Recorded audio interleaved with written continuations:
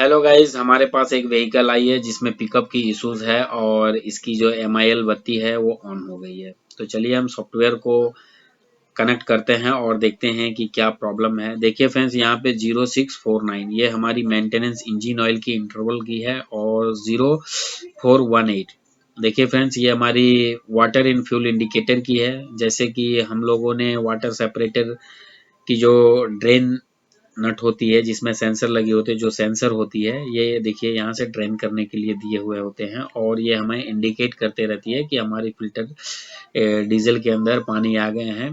तो हमें क्या है, ये पंप को और नोजल को खराब होने से बचाने के लिए ये सिस्टम को लगाया गया है यहाँ पे।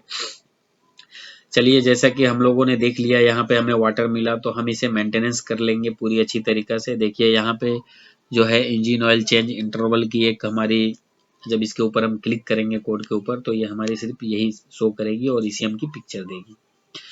तो चलिए अब हम चलते हैं फीचर्स एंड पैरामीटर्स में। चलिए यहाँ पे फीचर एंड पैरामीटर है, फीचर एंड पैरामीटर पे जाके हम देखेंगे मेंटेनेंस मॉनिटर। एक हमारी मेंटेनेंस मॉनिटर है।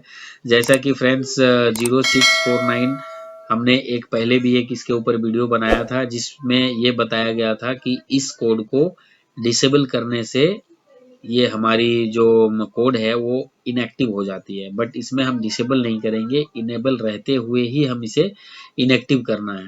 तो चलिए हम इस जगह पे क्या करेंगे, यहाँ पे मेंटेनेंस मॉनिटर पे जाएंगे।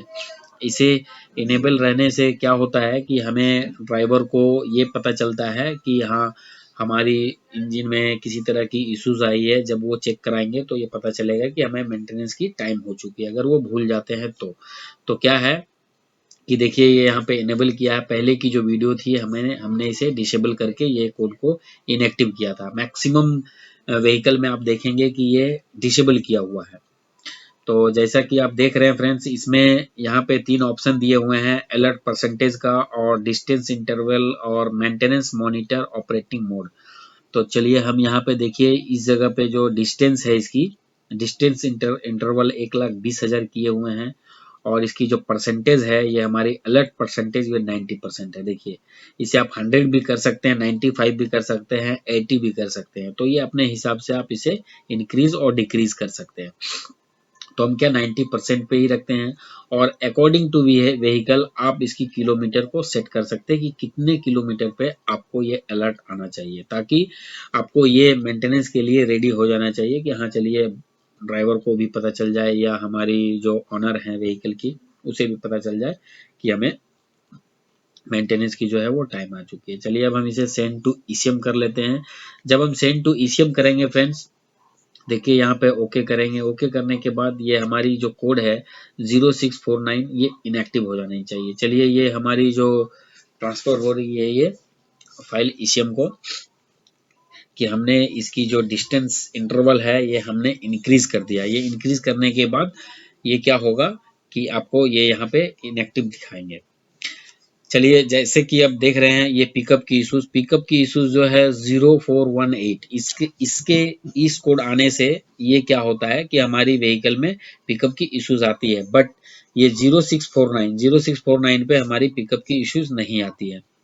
चलिए यहाँ से हम देख लेते हैं हमारी ऑलमोस्ट ओरिजिनल वैल्यू। देखिए यहाँ पे 1,20,000 है और जो हमने सेट किया है वो 1,80,000 है।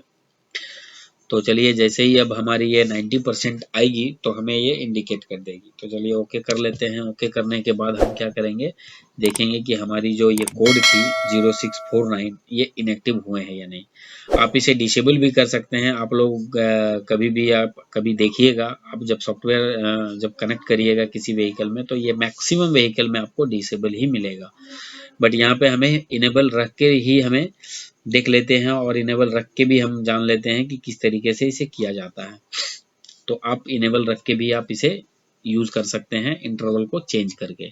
चलिए यहाँ पे देखिए ये हमारी इनएक्टिव हो चुकी है 0649। अब हम इसे आसानी से रीसेट कर सकते हैं। 0418 को भी हम लोगों ने सॉल्व कर लिया क्योंकि उसके अंदर वाटर थी, तो हमने उसे water separator, diesel filter, engine oil filter को रिप्लेस कर लिया। यहाँ पे रिप्लेस करने के बाद चलिए अब हम यहाँ से देख लेते हैं नीचे की तरफ। हाँ, अब हम क्या करेंगे फ्रेंड्स, इसे बैक जाते हैं और हम इसकी जो फोल्ड कोड सारी जो इनएक्टिव हो गई है तो हम इसे अब रीसेट कर लेंगे। रीसेट करने के बाद इस व्हीकल को आसानी से हम छोड़ सकते हैं। चलिए, किसी भी कोड के ऊपर आप अगर क्लिक करेंगे तो ये ब्लू कलर में आएगी, उसके बाद राइट क्लिक करेंगे तो ये ऑप्शन देगा कि आपको रीसेट करना है या रिफ्रेश करना है। तो हमें रीसेट करना है, तो हम क्या करेंगे, इसे रीसेट कर लेंगे। ये रिफ्रेश करेंगे तो ओनली रिफ्रेश होगा ये।